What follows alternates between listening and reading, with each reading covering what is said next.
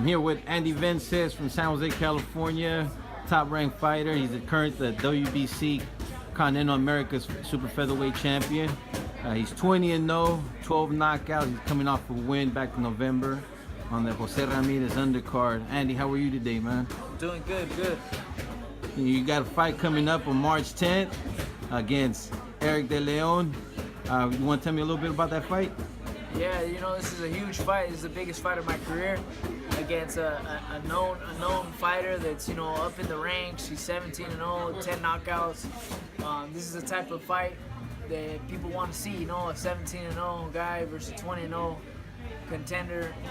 So I'm excited for this fight. I feel this is the biggest fight of my career, and this fight's going to take me to bigger levels. I need this win, and I've been training hard and very consistently the last month and a half, or almost 2 months in camp.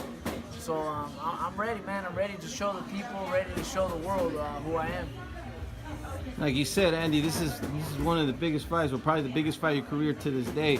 Right. And like you said, Erick is an undefeated fighter. He's also signed with Top Rank.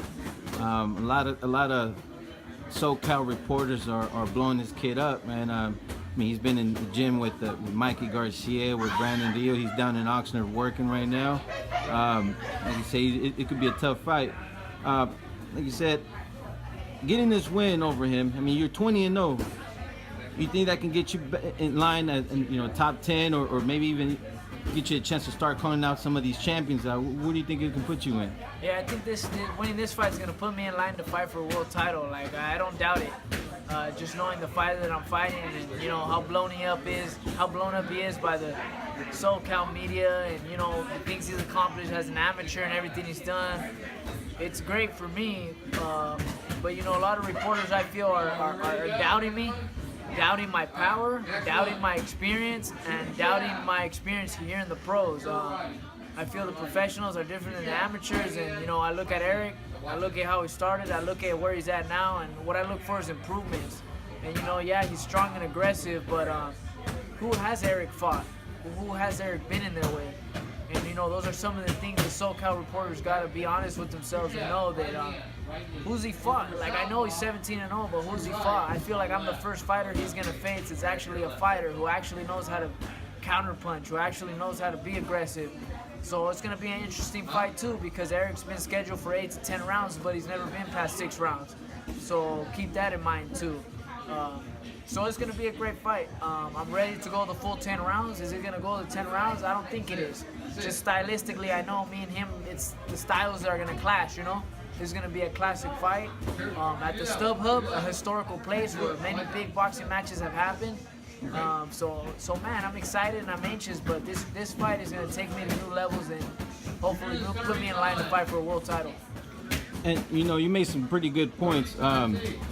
You know, he is 17-0, you're 20-0, but this ain't the first time you fight. You're fighting an undefeated fighter. Exactly. Back when you won the WBC Continental America's super featherweight title, the guy you fought, Casey Ramos? Casey Ramos, yeah. And he was an undefeated fighter as well. He was 23-0, and you went in there and you took care of business. So, I mean, this ain't nothing new to you, right? Right, you know, right. This whole zero, you ain't afraid to let it go. You know, Yeah. So, I mean, you made some pretty good points there. Yeah, and I feel I learned a lot that what you said about when I fought Casey Ramos, 23-0. What happened is, you know, that fight game, I gained a lot of experience from that fight because I was very excited knowing I was fighting for the title, fighting a 23-0 guy. So I kind of overdid things, overtrained, and was still a little too excited, and that kind of affected my performance. So this time around, I just was consistent and just taking my rest when I needed to and following the program, not doing too much because it's nothing different. It's just a matter of me performing that night. So I feel very calm mentally knowing that how it feels to actually be on such a big stage, knowing that I was a main event when I fought for that title in Vegas the day before the Pacquiao-Vargas fight. So, you know, mentally I feel that it helps me a lot, just, you know, having that experience behind me. All right, now one big question I want to ask you, since you already gave a little brief of yourself, so you know people get to know you a little bit better. Now, is there anything you got to say to Erick de Leon? I mean, there was no press conference. There's nothing like that where you guys can, tell the reporters exactly, what you think about your opponent. So, you want to use up this time to let the people know and let Erick know anything that you have in mind. Just to let Erick know, this ain't the amateurs, this is the pros. I don't care who you sparred with, who you've been in there with. Sparring is very different than fighting, and you know that 8-ounce glove, one punch can change everything. And I'm not a 1-round fighter, I'm not a 2-round fighter, and I'm not a 3-round fighter.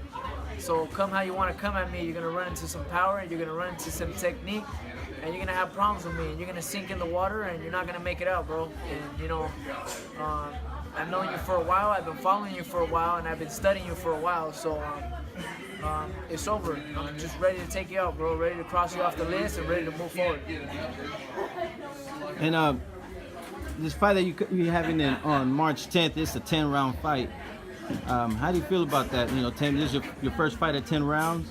How do you feel about that? Yeah, it's cool. I fought up to 9 rounds when I fought Casey. I fought Angel Hernandez 8 rounds fight, back and forth. So yeah, I feel 10 rounds. I feel it's a good fight. Nothing crazy. I'm in tremendous shape. I'm doing sparring 10 to 12 rounds, so it should be fine. It should be good. All right. Anything else you want to say for the fans, to the people out there? Just everybody who can make it to the fight, come out to the fight, buy tickets. Whoever can't make it, tune in on ESPN. I'm the co-main event. And just to everybody, they can expect a great fight. 2 undefeated fighters. This is the type of fights people want to see, and these are the type of fights that bring boxing back. So I'm excited to be in this show. I'm excited to be on this card. And just expect the best from me, the best they've ever seen at TIBURÓN. All right, Andy, one more last thing. Where can we follow you on social media? They can follow me at TIBURÓN Vences 1 on Instagram, Twitter at Andy Vences, and Facebook at Andy Vences. And just a shout out to Real Combat Media for the interview, and thanks for all the love. Right on, man. And good luck on your fight March 10th. Thank you.